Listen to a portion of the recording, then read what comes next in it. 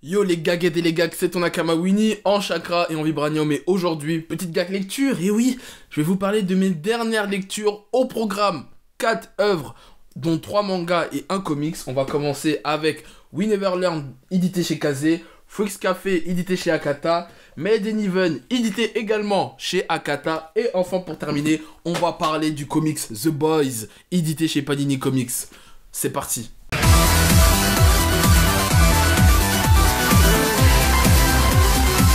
On va commencer cette gag lecture en parlant de We Never Learn, édité chez Kazé de Teishi Tsuik, dont j'ai lu les 2 premiers tomes. Je vais vous raconter le topo. On suit donc les aventures de Nariyuki, qui est un jeune élève de terminale, qui, depuis la mort de son père, malheureusement, vit dans la pauvreté avec sa famille. Mais déterminé comme il est, il veut avoir des bons résultats, et il y arrive d'ailleurs à avoir des bons résultats, et le proviseur lui accorde une bourse qui va lui permettre d'intégrer l'université de ses rêves. Mais, à une condition, il va devoir devenir le tuteur de 2 personnages féminins, qui sont Fumino et Rizu, et les aider à avoir des beaux résultats. Parce que le problème, c'est que les 2 filles sont les 2 génies de leur lycée, voilà, c'est vraiment la fierté, elles sont jolies, elles ont des beaux résultats, mais seulement à une spécialité. Il y a Fumino qui est spécialiste en littérature, mais elle veut s'orienter vers la science.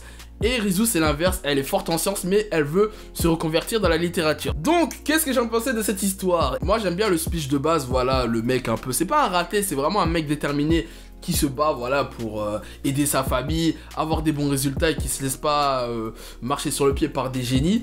Et j'aime bien aussi le fait que les filles veulent décider eux-mêmes de leur propre voie, même si elles sont fortes en sciences, enfin une est forte en sciences, une en littérature et l'autre en sport, elles ne veulent pas se laisser dicter par ce que leur recommande leur professeur, leur famille, etc. Elles veulent vraiment aimer faire ce qu'elles aiment, tout simplement, et donc moi j'aime bien ça. Mais après, mon problème avec ce manga, c'est que je pense que je suis pas la bonne cible, dans le sens que voilà, bien évidemment, un mec qui s'occupe de 3 filles, vous vous doutez bien qu'il y aurait une comédie romantique, un carré amoureux carrément qui s'installe. Le premier tome ça va, parce qu'ils installent bien le concept, comme quoi le mec doit s'occuper des filles pour lui aussi s'aider, parce qu'il y a un enjeu, c'est parce que si les filles ont des mauvais résultats, lui aussi il est dans la merde. Mais le délire c'est qu'après, dès le 2e tome, ça rentre trop dans les délires amoureux, il y a carrément des chapitres, l'intrigue c'est quoi? C'est oh, Nariyuki il est enfermé dans un sauna, faut pas que je me fasse cramer par les filles. Oh, l'autre fille elle a oublié son soutien-gorge pour le sport. Oh mon dieu, j'ai honte de faire mon sport devant l'autre, sinon il va voir mes seins bouger, tu vois ce que je veux dire?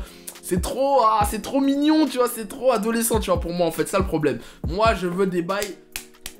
D'ailleurs, pour ceux qui ont vu Ni c'est quoi, ça ressemble un peu à ça. En tout cas, si vous lisez le manga ou si vous regardez l'animé, dites-moi dans les commentaires ce que vous en pensez de ce manga. Donc, We Never Learn, édité chez Kazé.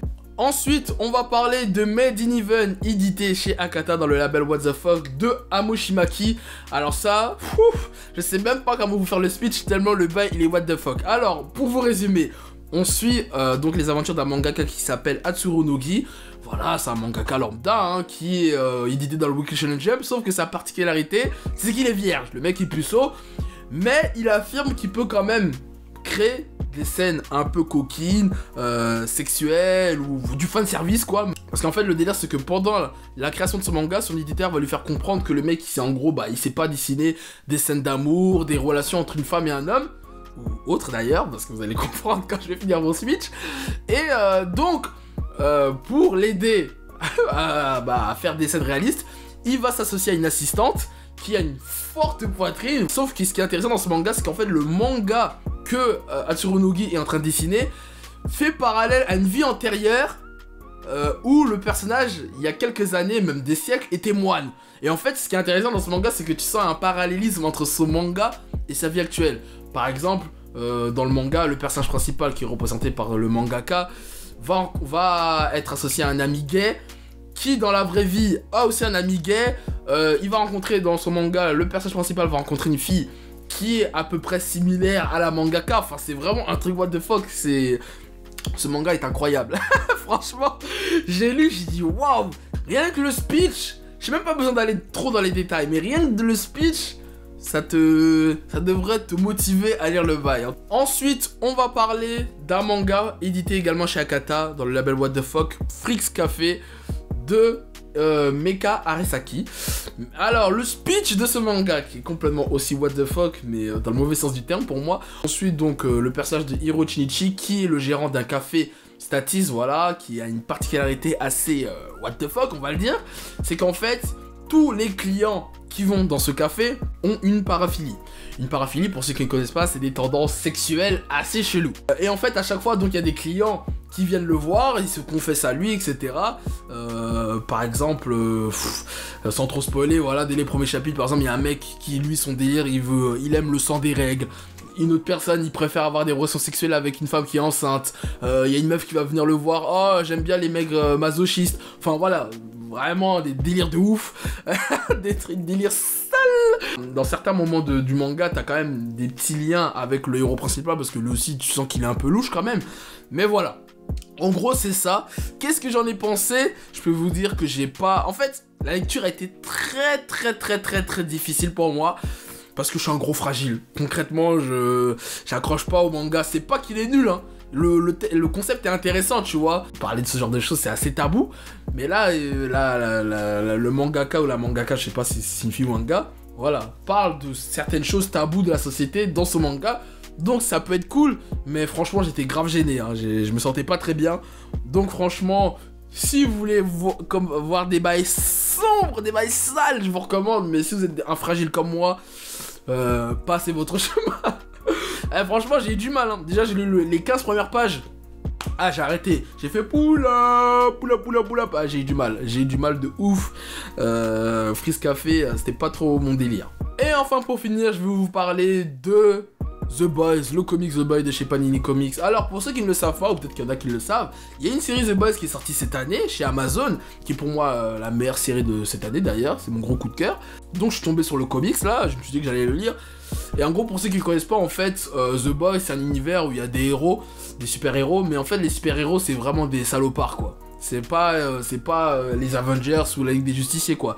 Ils profitent de leur notoriété et de leur pouvoir pour faire des coups de crasseux, en fait, les héros, tu vois. Dont le protecteur, et voilà, ils font des dingueries. En fait, pour moi, ce comic, c'est comme si voilà, nos célébrités avaient des pouvoirs, ou nos politiciens, voilà ce qui se passerait, voilà. Pour moi, je trouve que ce comics est très réaliste à notre monde. En fait, les The Boys, là, c'est un groupe aussi de révolutionnaires qui sont contre les super-héros. Les super-héros, dans leur univers, ils sont quand même idolâtrés par le peuple. Donc, les The Boys, eux, ils se réunissent pour désassembler et montrer au monde que c'est des escrocs. Et dans The Boys, tu suis donc deux personnages, en fait une fille qui rentre chez les Seven, donc le groupe de super-héros, et Huggy qui rentre chez les The Boys, parce qu'en fait Huggy, lui, sa copine se fait tuer par A-Train, qui d'ailleurs la scène diffère du comics à la série, et en gros bah il est tellement traumatisé qu'il veut se venger forcément. Et t'as Stella qui rentre chez les Seven, qui pour elle est un rêve de gosse qui se réalise, mais elle va se rendre compte que il se passe des bails sales. C'est un peu sans trop spoiler, c'est un peu le Weinstein du comics, quoi. les polémiques de harcèlement, hashtag MeToo, tout ça. Bref. Donc, ce que j'ai pensé du comics, comparé à la série, surtout, c'est que il est clairement plus sombre, plus violent, plus trash, plus de sexe. Et franchement, rien que dans le tome 1, il y a plus de sexe que dans toute la série, là. Déjà, pour commencer. Donc voilà, franchement, j'aime bien les dessins aussi. S'il y en a qui ont lu le comics ou qui ont vu la série, n'hésitez pas à dire dans les commentaires ce que vous en pensez. Et puis voilà, quoi. Enfin bref, voilà, c'était tout pour moi, cette gag lecture. N'hésitez pas à dire dans les commentaires quel comics ou quel manga vous intéresse parmi ceux que je vous ai présentés.